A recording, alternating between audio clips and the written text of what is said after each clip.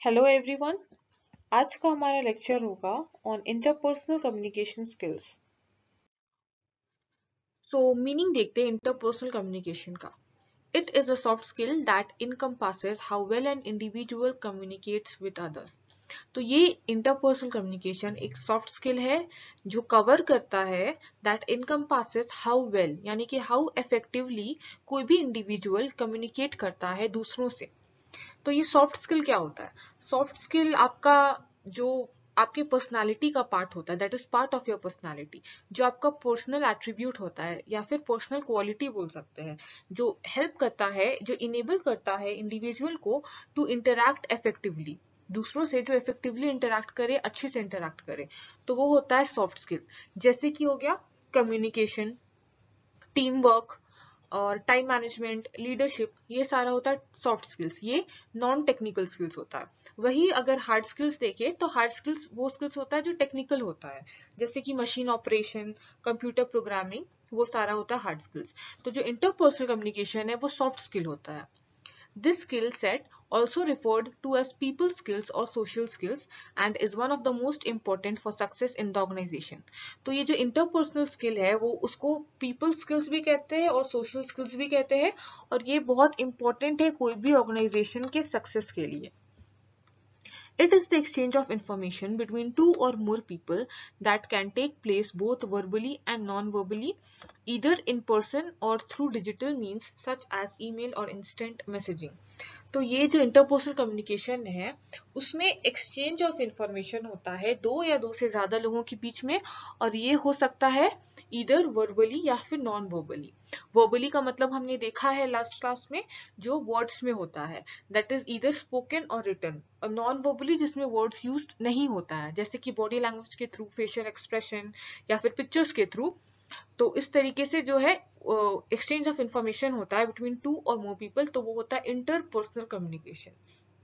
वही अगर intrapersonal communication के बारे में बात करें तो उसमें एक इंसान ही काफी होता है, यानी कि वो इंसान खुद से कम्युनिकेट करता है, खुद से बात करता है। अगर आप अपने लिए कुछ प्लान कर रहे हैं, खुद से सोच रहे हैं, अपने माइंड में आपका थॉट में आप अपने आप से बात कर रहे हैं, एनालाइज कर रहे हैं, तो वो हो जाएगा आपका इंट्रापर्सनल कम्युनिकेशन। आप खुद से रीजनिंग कर रहे हैं, खुद से बात कर रहे हैं। अगर आपको कुछ करना है आज तो क्या करना है, आज ये करना है, आज क्या पकाना है, आज मुझे ये पकाना है, तो वो होता है इंट्रापर्सनल कम्युनिकेशन, वो खुद में होता है। और इंटरपर्सनल में दो या दो से ज्यादा लोगों के बीच में होता है। तो इंटर और इंट्रा का मतलब इजी है, सबको पता ही होगा। अगर कॉलेज में इंटर डिपार्टमेंट कंपटीशन है तो उसमें डिपार्टमेंट्स इन्वॉल्व होंगे। इंटर डिपार्टमेंट है मतलब कॉमर्स डिपार्टमेंट होगा, आर्ट्स डिपार्टमेंट होगा, साइंस डिपार्टमेंट होगा। वही अगर इंट्रा डिपार्टमेंट है मतलब डिपार्टमेंट के विद इन। अगर कॉमर्स डिपार्टमेंट में है कंपटीशन इंट्रा डिपार्टमेंट, तो वो बस कॉमर्स स्टूडेंट्स ही बस पार्टिसिपेट करेंगे, वो विद इन द डिपार्टमेंट होगा। और inter department between the departments. तो इंटरपर्सनल में भी वही है, इंटरपर्सनल में होता है बिटवीन द पीपल, मतलब जिसमें मिनिमम दो या दो से ज्यादा लोग चाहिए। और इंट्रा में with in one's own self. तो वही है इंटर पर्सनल कम्युनिकेशन और इंट्रा पर्सनल कम्युनिकेशन में डिफरेंस। तो यहाँ पे जो इंटरपर्सनल कम्युनिकेशन है इसमें है कि it does not mean simply about what is spoken, but includes your tone, word choice and body languages such as gestures, facial expressions etcetera. तो इंटरपर्सनल कम्युनिकेशन का बस मतलब ये नहीं है कि यू आर स्पीकिंग या फिर you are writing, you are communicating, आप बस कम्युनिकेट कर रहे हैं, नहीं। वो ये भी इंक्लूड करता है कि आप how well you are communicating, ठीक है, हाउ वेल, हाउ इफेक्टिवली, जिसमें इंक्लूड करेगा आपका टोन, आपको अच्छे से बात करना है, पोलाइटली बात करना है, ना ही एग्रेसिवली। वर्ड चॉइस अच्छा रहना चाहिए, ऐसा नहीं कि आप स्लैंग्स यूज कर रहे हैं अपने बात में। बॉडी लैंग्वेज, जैसे आपका बॉडी लैंग्वेज अच्छा होना चाहिए। अगर आप बात कर रहे हैं तो आपको शो करना चाहिए कि हाँ you are interested in communicating या टेलिंग समथिंग टू अदर। या फिर आपका अगर आप सुन भी रहे हैं तो आपको वो ध्यान से सुनना। अगर बता रहा है कोई इंसान और आप अगर फेसेस बना रहे हैं, आप इरिटेट हो रहे हैं, तो that means you don't have that soft skill, ठीक है। तो इसमें जो बॉडी लैंग्वेज या फिर जेस्चर्स है, फेशियल एक्सप्रेशन है, वो भी सही रहना चाहिए। और ये सिर्फ एक साइड से नहीं आता, ये दोनों साइड से आता है। यानी कि ये बस नहीं कि जो बोल रहा है, जो सेंडर है, वो यहाँ पे रिसीवर को भी गुड लिसनर होना है, एक्टिव लिसनर होता है, होना है, तो वही है इंटरपर्सनल कम्युनिकेशन। तो अगर कोई आपसे पूछे कि how is your interpersonal communication, आपका इंटरपर्सनल कम्युनिकेशन क्या है, तो आप समझ जाइएगा वो रिफर कर रहा है आपका ओवरऑल कम्युनिकेशन के बारे, आपका ओवरऑल कम्युनिकेशन स्किल के बारे, कि आपका ओवरऑल कम्युनिकेशन स्किल्स कैसा है, जो इंक्लूड करेगा वर्बल नॉन वर्बल दोनों ही। तो वही होता है इंटरपर्सनल कम्युनिकेशन। आगे देखते हैं interpersonal communication in an organisation. So interpersonal communication एक बहुत ही इंपॉर्टेंट लाइफ स्किल्स होता है जो हर एक ऑर्गेनाइजेशन में एम्प्लॉयज में, उनके प्रोफेशनल्स या फिर वर्कर्स में होना चाहिए। और अगर कंपनीज एंड ऑर्गेनाइजेशंस किसी भी टाइप का है, अगर उनके एम्प्लॉयज एंड वर्कर्स या फिर एम्प्लॉयर्स उनके पास ये इफेक्टिव कम्युनिकेशन स्किल्स है, यानी कि इंटरपर्सनल कम्युनिकेशन स्किल्स है, तो वो ये हेल्प करेगा डिटरमाइन करने में कि उनका टीम जो है वो इफेक्टिवली ऑपरेट करेगा। अगर इंटरपर्सनल कम्युनिकेशन स्किल्स नहीं है, दैट मीन्स टीम जो है वो इफेक्टिवली ऑपरेट नहीं करेगा। वहीं पे अगर है ये स्किल्स, तो team will operate effectively and organisation को भी हेल्प करेगा, सो दैट वो जो अपना गोल्स है, अपना जो ऑब्जेक्टिव्स है, उसको अचीव कर पाए, उसको अकम्प्लिश कर पाए। It underlines the efficiency of key business functions such as managing, training, selling and resolving conflicts within an organization. तो अगर ये स्किल्स रहा इंडिविजुअल में, तो ये बिजनेस फंक्शंस को प्रॉपरली ऑपरेट करने में हेल्प करेगा, जैसे कि उसको बिजनेस का फंक्शंस को मैनेज करने में, ट्रेनिंग देने में, सेलिंग में, एंड कुछ भी कॉन्फ्लिक्ट्स आ रहा है ऑर्गेनाइजेशन में, अगर ग्रुप्स में फाइट हो रहा है, कॉन्फ्लिक्ट्स हो रहा है, मिसअंडरस्टैंडिंग हो रहा है, तो वो भी अगर जिसके पास इंटरपर्सनल कम्युनिकेशन स्किल्स है वो हेल्प करेगा इसको रिजॉल्व करने में। आगे ही इंटरपर्सनल कम्युनिकेशन स्किल्स के सब स्किल्स। तो अगर कोई भी इंडिविजुअल में ये स्किल्स है, that means that individual can communicate और interact with other people effectively. तो पहला है empathy. Empathy is a subtle but powerful skill where a person can understand and share the feelings of others. तो ये empathy skill जो है ये subtle होता है, यानी कि it is not noticeable but it is powerful. ये स्किल जो है ये पावरफुल है, जिसमें यहाँ पे एक पर्सन दूसरे पर्सन को अंडरस्टैंड करता है, दूसरे पर्सन को समझता है, उसके फीलिंग्स को समझता है।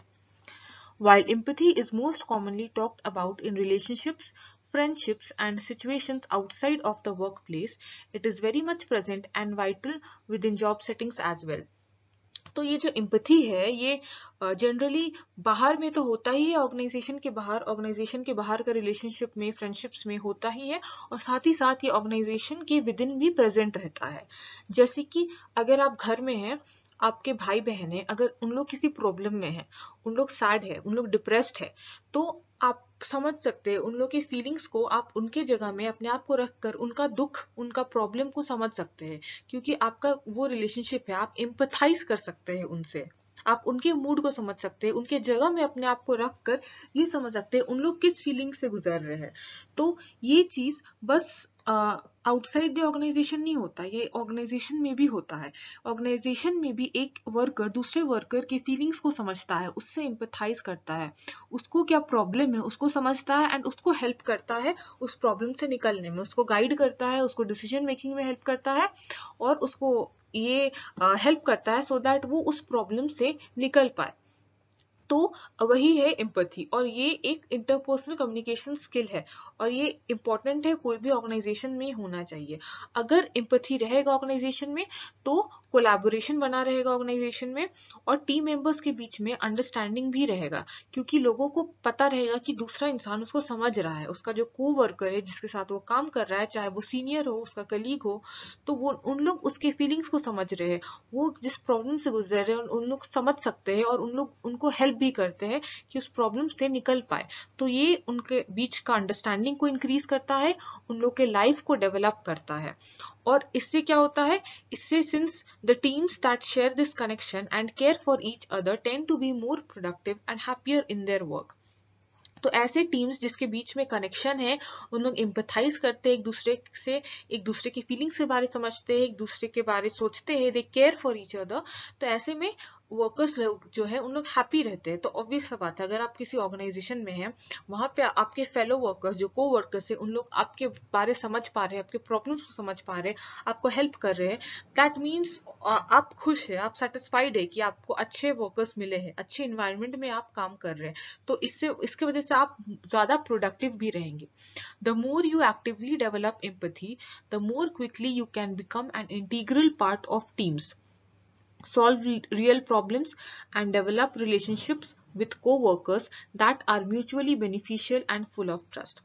तो आप जितना जल्दी ये एम्पैथी का स्किल डेवलप करेंगे, उतना जल्दी आप बहुत इंटीग्रल पार्ट हो जाएंगे अपनी टीम के लिए, यानी कि आपके टीम मेंबर्स आपको रेस्पेक्ट करने लगेंगे, आपको पसंद करने लगेंगे, क्योंकि आप उनको समझते हैं, आप उनसे एम्पैथाइज करते हैं.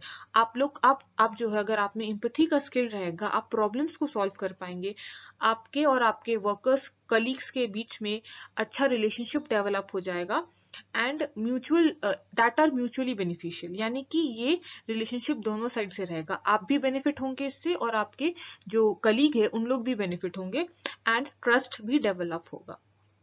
नेक्स्ट है assertiveness. Assertiveness means to hold your ground or stand up for what you know is true.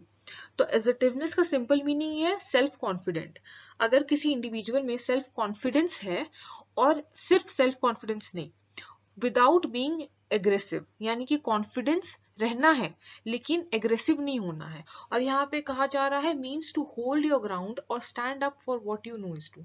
आपको जो पता है क्या सही है, तो उसके लिए आपको स्टैंड लेना है. अगर कुछ रॉन्ग डिसीजन हो रहा है ऑर्गेनाइजेशन में और आपको पता है वो गलत है, ऑर्गेनाइजेशन के लिए हेल्पफुल नहीं है, पर मैक्सिमम लोग, मेजोरिटी लोग हाँ कह दिए है, पर आपको पता है वो गलत है, तो आपको उसके लिए स्टैंड लेना होगा, आपको अपना आवाज उठाना पड़ेगा, आपको कॉन्फिडेंटली बोलना पड़ेगा. और ये इसका मतलब ये भी है कि एग्रेसिवली आपको नहीं बोलना है, यानी कि आपको गुस्से में नहीं बोलना है, आपको बहुत आराम से काम वे में बोलना है, आपको सिचुएशन को कामली हैंडल करना है. ऐसा नहीं कुछ गलत है तो आप एकदम जोर का वहां पे मीटिंग में आप जोर का बोल रहे हैं जिसकी वजह से दूसरा इंसान जो है वो अपसेट हो जा रहा है, उनको बुरा लग रहा है. वैसा नहीं, आपको एग्रेसिवली नहीं बोलना है, आपको कामली अपना बात को सामने रखना है. यहाँ पे लिखा हुआ that means you do not passively agree और accept things that are wrong. तो ऐसा इंसान जिसमें एजर्टिवनेस का स्किल है, वो इंसान कोई भी चीज जो गलत है उसको आराम से एक्सेप्ट नहीं करता है. For example, people who calmly stand for themselves and other people's rights in a positive way are assertive folks. तो ऐसा इंसान या ऐसे लोग जो कामली यानी कि बैलेंस, सिचुएशन को बैलेंस करके अपने लिए स्टैंड लेते हैं और दूसरों के लिए भी स्टैंड लेते हैं इन अ पॉजिटिव वे, वो कहलाते हैं assertive folks. Mastering assertiveness will help you get your point calmly across in conversations without upsetting others. तो अगर आपने ये स्किल में मास्टर कर लिया, आप बहुत अच्छे हैं, आपके पास ये स्किल काफी अच्छे तरीके से इनग्रेन्ड है आपके पर्सनालिटी में, तब ये आपको हेल्प करेगा अपना पॉइंट रखने में, हेल्प करेगा आपको अपना पॉइंट रखने में, और वो भी कामली. आप कामली ये पॉइंट रखेंगे सबके सामने बिना दूसरे इंसान को अपसेट किए. This is one of the most important interpersonal communication skills for leaders. तो ये बहुत इंपॉर्टेंट इंटरपर्सनल कम्युनिकेशन स्किल है लीडर के लिए. अगर कोई भी लीडर्स है ऑर्गेनाइजेशन में, तो ये स्किल होना बहुत जरूरी है. अगर कुछ गलत हो रहा है तो आप शांति से बैठ के वो गलत चीज होने नहीं दे सकते हैं, आपको उसके लिए आवाज देना पड़ेगा, आपको कॉन्फिडेंटली उस चीज के अगेंस्ट बोलना पड़ेगा, और वो भी कामली बोलना पड़ेगा, यानी कि ना ही बहुत एग्रेसिव वे में, ना ही बहुत सबमिसिव वे में. आपको सिचुएशन को बैलेंस करके बात करना होगा. तो ये दो है सब इंटरपर्सनल कम्युनिकेशन स्किल्स के सब स्किल्स. आगे देखेंगे और कौन से सब स्किल्स है. नेक्स्ट है negotiation. This skill is a की एलिमेंट इन कॉन्फ्लिक्ट रेजोल्यूशन. तो ये स्किल एक बहुत इंपॉर्टेंट एलिमेंट है ऑर्गेनाइजेशन के कॉन्फ्लिक्ट्स को रिजॉल्व करने में. अगर कोई मिसअंडरस्टैंडिंग हो गया हो ऑर्गेनाइजेशन में, कुछ चीज का डिसएग्रीमेंट है बिटवीन द वर्कर्स या अमंग द वर्कर्स, तो उसको रिजॉल्व करने में ये स्किल का, नेगोशिएशन स्किल का बहुत इंपॉर्टेंट रोल होता है. Finding common ground and identifying shared goals can help business professionals work effectively with others.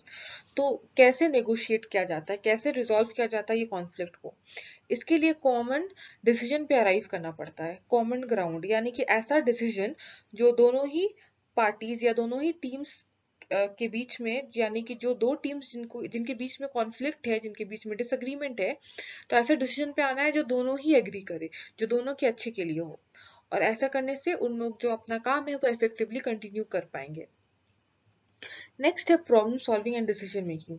तो ये क्या है, अगर problem solving and decision making skills होगा तो ये हेल्प करेगा ऑर्गेनाइजेशन को उनके अमंग द वर्कर्स रिलेशनशिप जो है वो मेंटेन रहे। और ये स्किल हेल्प करता है टीम मेंबर्स का जो ऑब्जेक्टिव है, जो गोल्स है, वो कॉमन रहे, वो सेम रहे, क्योंकि डिसीजन जो है वो सबके लिए होता है, पूरे ऑर्गेनाइजेशन के लिए होता है। तो गोल्स भी अगर डिसाइड किया गया है, कुछ भी ऑब्जेक्टिव पॉलिसीज जो भी डिसाइड किया गया है, वो सबके लिए सेम रहता है, कॉमन रहता है।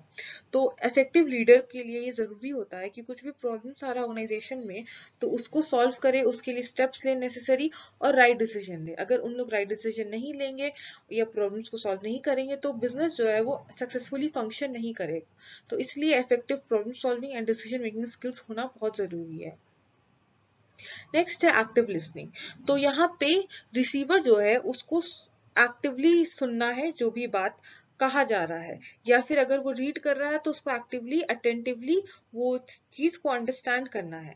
तो ये बहुत जरूरी है। ऐसा नहीं कि आपका मैनेजर आपको कुछ कम्युनिकेट कर रहा है और आपका ध्यान नहीं है वहां, आप कहीं और सुन रहे हैं। आप अपने जेस्चर से तो शो कर रहे हैं, अपने बॉडी लैंग्वेज से ऐसा शो कर रहे हैं कि आप सुन रहे हैं, पर आपका ध्यान नहीं है वहां। ऐसे में क्या होगा, ऑर्गेनाइजेशन पे बहुत नेगेटिवली इम्पैक्ट करेगा, कॉन्सिक्वेंसेस बहुत हार्मफुल हो सकता है, क्योंकि बहुत बड़े बड़े प्रोजेक्ट्स पे बात चलता है, मैसेजेस दिया जाता है, और जो एम्प्लॉइज है उसको उसी अकॉर्डिंग एक्ट करना पड़ता है, अपने बिहेव करना पड़ता है, काम करना पड़ता है वो मैसेज के अकॉर्डिंग। तो इसलिए बहुत जरूरी है कि जो भी इंफॉर्मेशन दिया जा रहा है, जो भी डिस्कस किया जा रहा है, उसको बहुत अच्छे तरीके से समझे पूरा मैसेज को। While hearing happens automatically, active listening requires silence, concentration and your full attention. तो यहाँ पे बहुत जरूरी होता है कि आप जो भी बात सुन रहे हैं उसको ध्यान से सुने। इसके लिए आपको शांत रहना है, आपको पूरी तरीके से कंसंट्रेट करना है और पूरा ध्यान देना है जो भी कम्युनिकेट कर रहा है उस पे एंड मैसेज पे। नेक्स्ट है how to improve interpersonal communication in the work place. तो ये चारों एलिमेंट्स है जिससे इंटरपर्सनल कम्युनिकेशन है जो ऑर्गेनाइजेशन में वो इम्प्रूव हो सकता है। और इसके साथ साथ जो हमने लास्ट क्लास में पढ़ा था 7 C's ऑफ इफेक्टिव कम्युनिकेशन, वो भी हेल्प करेगा to improve interpersonal communication.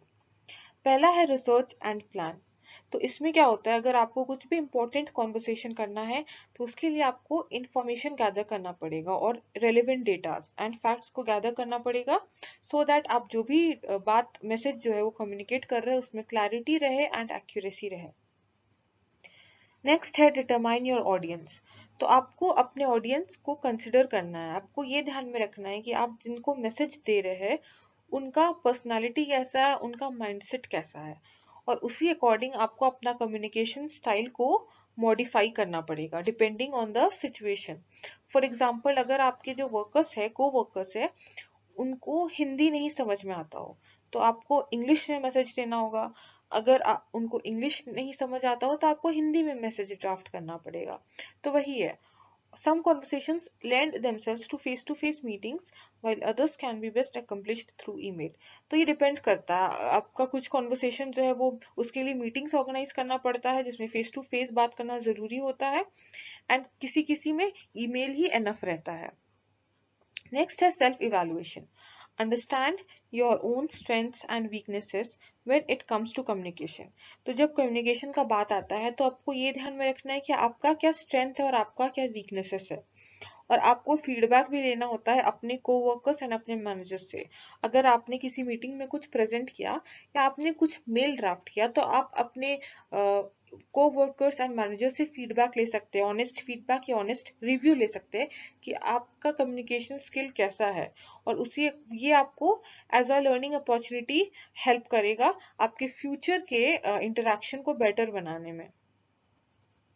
Next है मॉनिटर एक्सपेक्टेशंस।